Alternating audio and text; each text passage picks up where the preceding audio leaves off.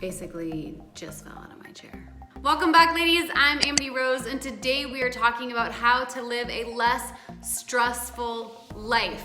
If you are a woman in today's modern age, you're stressed. It just goes with the times. We live in an age where we're bombarded with information. We have all these responsibilities. We've got email, we've got internet, we've got Netflix, we've got TV. Let alone if you are trying to build wealth, have a family or a career, or all the other responsibilities that go on with that type of lifestyle. Basically, if you're a human being, you're stressed. So today I'm gonna share with you 4 really super valuable ways that can help you to navigate a stressful life. And the last one, you may have never even heard of. So do stay tuned because it's a game changer. And if you agree, go ahead and write stressed in the comments. Let me know that you're a stressed out woman in today's lifestyle, because I can tell you, I am. I have all these tools and these practices, and it's still a struggle. It's a daily struggle. Tip number 1, make a list. You're gonna make 2 lists, actually, 2 lists. You're gonna make 1 list of all of the things that totally stress you out and just do like a stream of consciousness type writing. Let it go. Don't worry about punctuation, grammar. Just write down everything that stresses you out.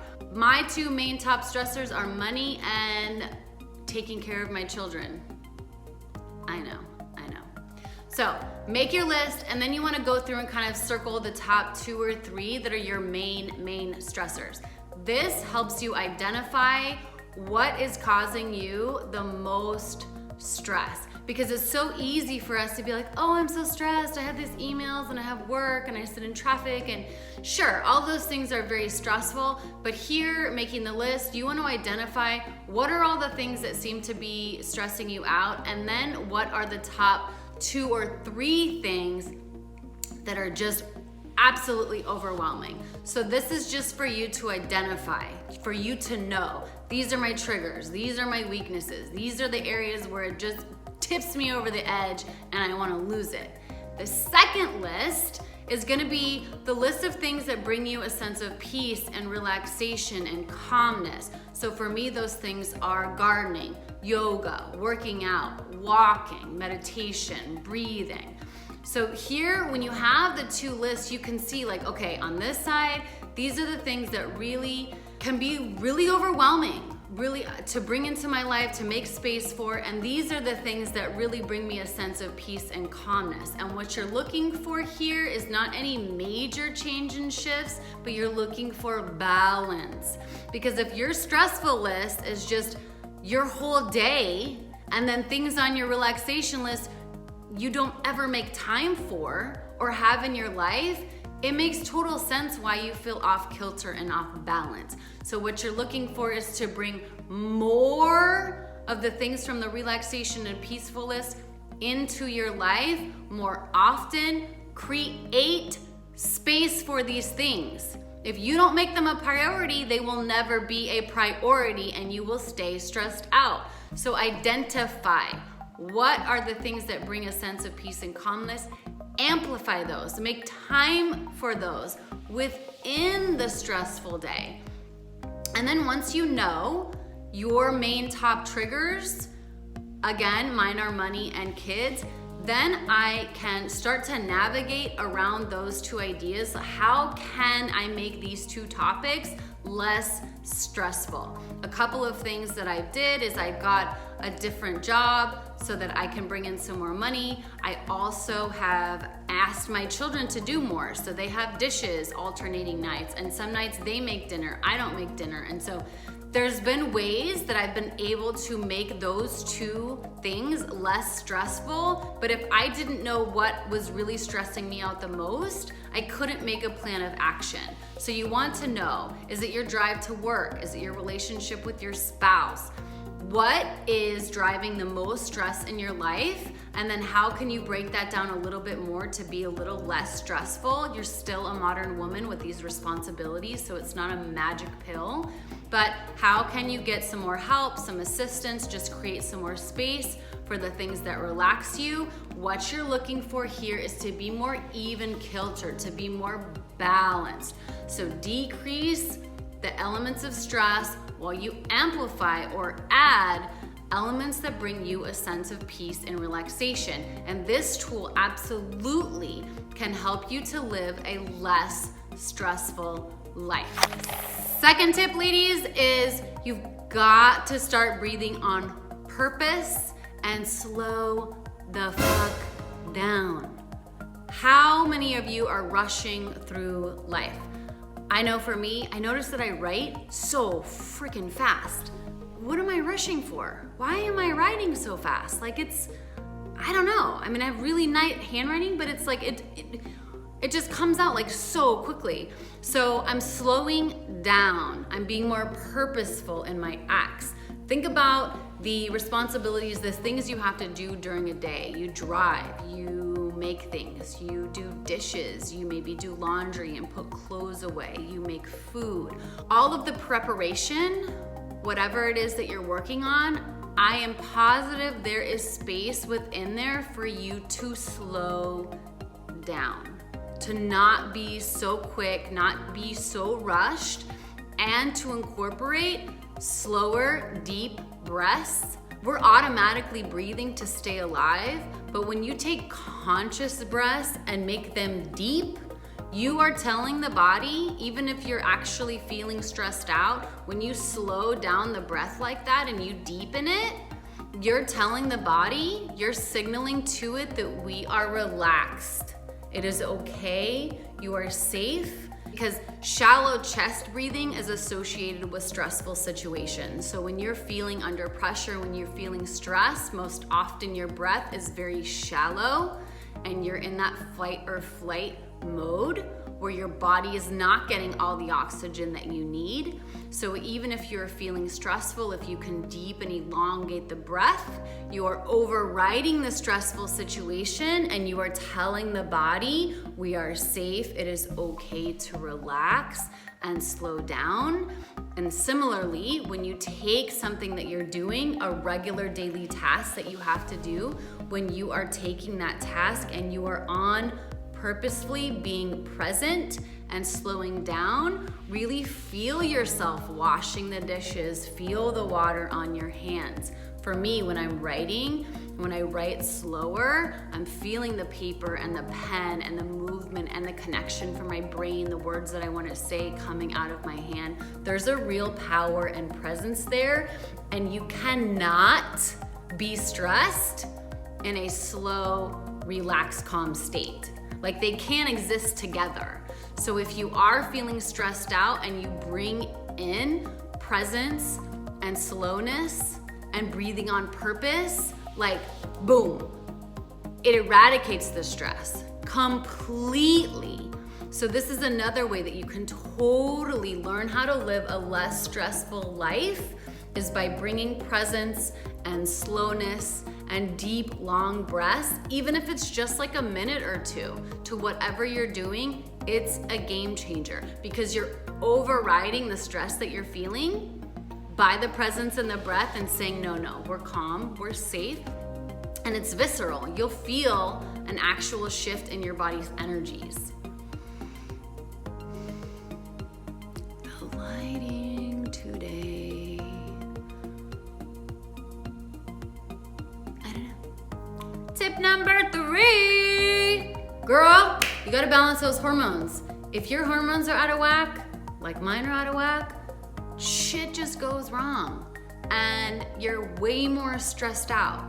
Like if everything is working within us the way that it's supposed to, we are in a calm and relaxed state. It's so easy for us to have adrenal fatigue or be overworked or overwhelmed if our hormones are not in balance. These guys are everything for ladies. And I just pulled out my earring. So tomorrow is the full moon in Virgo, and my period's starting, so maybe that's why today feels a little like funky. Right now, I am into Dr. Brighton's program. I can definitely tell that things are off. I have irregular bowels. Sometimes I have fatigue and headaches, and I have excessive weight that I'm unable to lose even though I exercise regularly and eat very well. So I can definitely tell that there are some things off, and I'm very sure that it is connected to dysregulated hormones. So I am very aware of things that can promote hormonal health, and I cannot even state how valuable this is. There are so many amazing ladies that are talking about this subject, that have written books, that have plans that are accessible and easy to do, but our hormone health is everything, ladies, like everything. It regulates everything within our bodies, our temperature, our periods, our bowel movements, like our whole health is dependent on these hormones. So balancing them is absolutely required. So definitely go see a professional if things are way out of whack. If they're just a little bit out of whack like me, check out some videos, get some books from the library. There are a lot of women, like I said, that talk about this, that give really helpful ways to get your hormones back in balance. We're here. Tip 4, my favorite, kundalini yoga. You guys may have never heard of this. If you haven't, you have got to check it out. It is a total game changer. It is not like your hatha, your vinyasa, your flow, up, down, dog down. No, it's not like that at all. So kundalini yoga is a technology where you learn to use the body and sound as a vessel to expand and strengthen your system. This includes all your glandular systems, your nervous system, your central nervous system, all of it. It helps you digest your food better, opens your consciousness to more higher frequencies.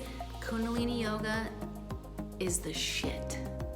It's amazing. And the really cool thing is you feel it right away. Immediately, you feel a whole change in your system, like while you're practicing. So whereas like a hatha or a vinyasa, you might feel better after the class, or you feel a sense of calmness maybe while you're going through the flow. Kundalini yoga utilizes mantra.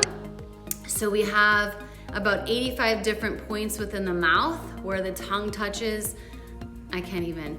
If you want more on this, check out this video here where I talk more about Kundalini yoga and why it is the most amazing thing on the planet. Anyway, check that video out for more details. But you guys, it's everything. It's everything. Like, it is the best tool for the new millennial way of living on our expansive planet, growing our consciousness, being able to hold higher wattage. This is how it relates to stress, so let me make sure I talk about this. On a basic level, Kundalini yoga strengthens your nervous system, and we get stressed out because the wattage that is coming through what is being asked of us in life, so errands, driving to work, caring for children, spouse, you name it. The wattage of that is more powerful than the wattage we can run through our system. So if you think of like electricity cord, they are structured to carry certain wattages. So if you've got a 5 wattage cord, let's say you yourself are a 5 wattage cord, and somebody comes along and runs 50 volts through you, what happens?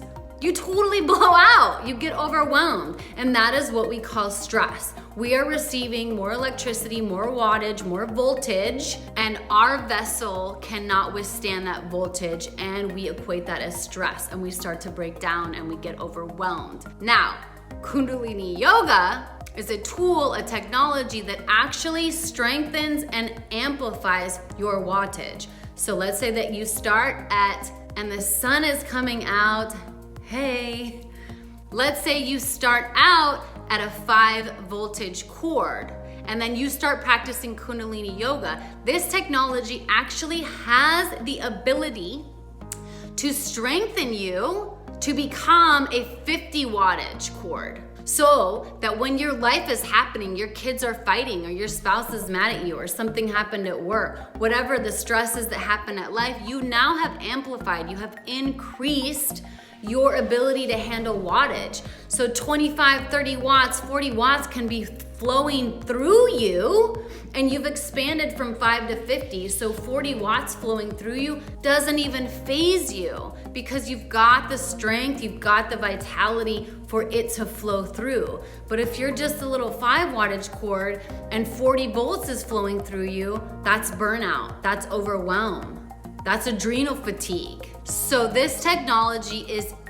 imperative. And the other great thing, anybody can do it. Old, young, injuries, because so much of it just uses the body as a technology. You put this hand up here, you say this mantra, you have these 2 fingers together. It uses us almost as an antenna to align to the frequencies, to enhance everything. I cannot even fully express how amazingly important this is to really learning how to live a less stressful life. This is a game changer. It only takes a couple of minutes a day, but it will increase your capacity to handle and live life. So if you are still with me, thank you for staying to the end, because this is by far, the others are very important too, but this is an actual tool and technology that can change your life on every level. Every level. It can make you more magnetic, everything. Again, check this video out here where I talk more about what's going on with Kundalini Yoga and why I'm in love with it. It has all that you need. I hope these ideas are helpful for you in any kind of way. Do leave me a comment, let me know what you liked best, or other video ideas that you would like to see from me in the future. I will see you next week for another video. Thank you so much. I usually do a couple of takes to get the energy going, to get the flow, and the words just come out a little bit easier after I've said it a time or two, so it helps. Did I say 4? Did I say I was sharing 4 or 5 tips? We'll see. The lighting is kind of funny, yo. Hey, my arms look good. Going to the gym later. Okay.